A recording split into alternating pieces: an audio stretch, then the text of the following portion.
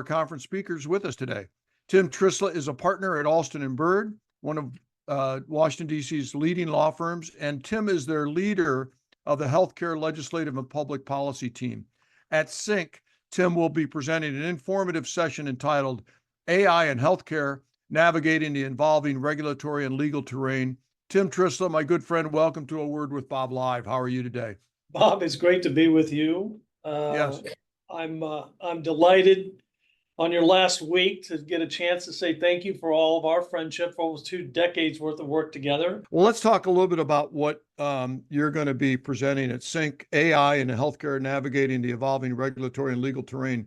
Give us a little hors d'oeuvre here of what our members are going to hear. Bob, I'm really excited to do this. I'm doing this work on behalf of AdvaMed, so members like GE, Siemens, Philips, all the big manufacturers, and also represent the American College of Radiology. So we're kind of looking at this both from the physician standpoint, obviously the RBMA member standpoint, and the manufacturing standpoint. Right. AI is such a hot topic in DC. Over 100 bills have been introduced with the reference. And a lot of people approach it in 3 different buckets, concerned about AI making decisions and replacing physicians. Right. And, how you're going to use this for efficiencies and to some extent, even AI to help you build more accurately or precisely or as a revenue generator. Yeah. The other bucket is how do we, the concern of promise of AI, of how it can be save money and really be a revolutionary role. Huge, you're touching on the 3 of the biggest issues in Washington in your conference in October, because a lot of people have a great hope for how AI can be used as far as to address work shortages and how you can take that FTE time and make it more precise. Yeah.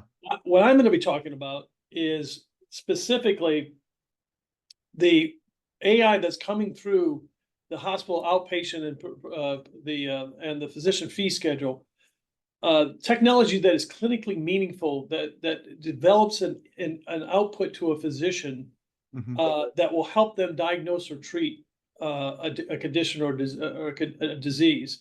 Right. So I'll give you an example. 677 different devices have come through, AI devices come through the FDA. Right now, CMS is only reimbursing for 10.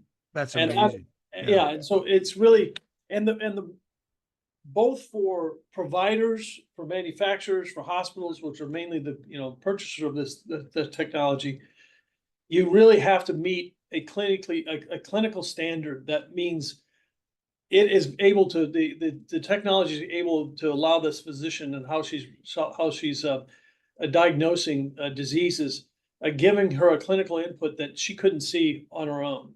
Yeah. So okay. There's a lot of skepticism.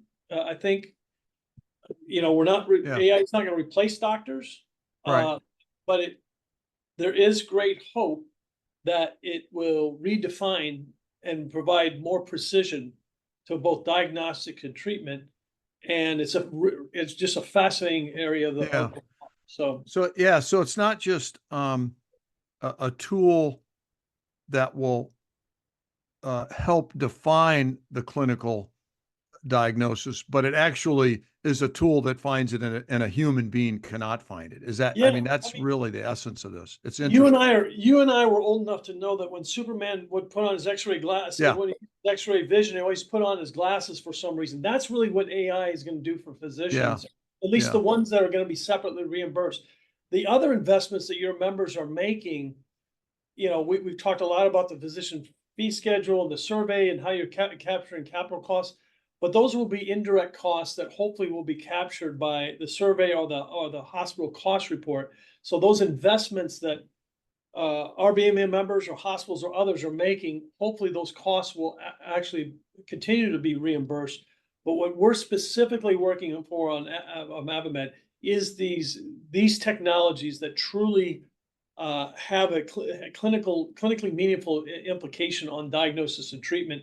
And that means you're going to have to come with research. You're going to have to share this, and then making sure that there's a separate and identifiable payment for this technology. So you're just not, paying more for for the same procedure. For the You want to same make sure outcome. that, if you think about diabetes, for example, CGMs and pumps, a closed network system that redefine how we're treating diabetes. But you need to make sure that that technology is available and affordable. And so hospitals and physicians need to be separately paid for these applications. Right. But it's a high standard that Right. you're gonna have to meet. I know there's a concern in radiology and pathology that, artificial intelligence will replace physicians somewhat.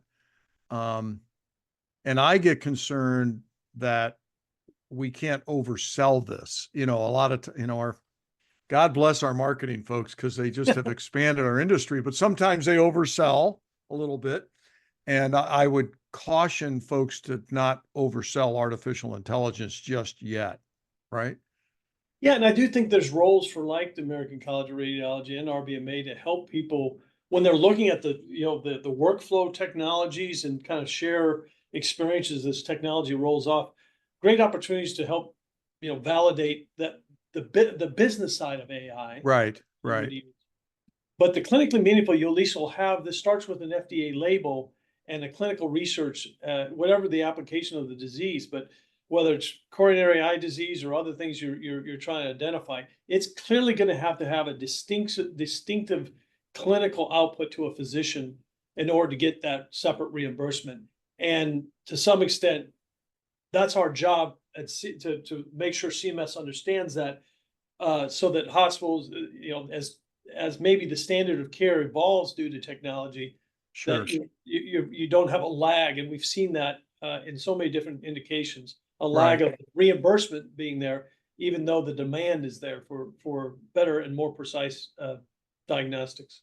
Well, you and I have lived through those lags. I mean, I saw it with MRI and cross-sectional imaging and then PET scanning, and we were performing procedures even though we weren't getting paid for them, because our doctors saw the efficacy in that and the clinical value, and it's extended life. So I'm presuming the artificial intelligence journey will be the same.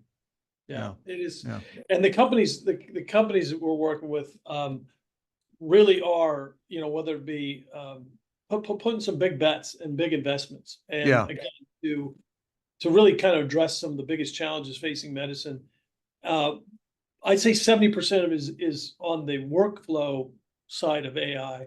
Right.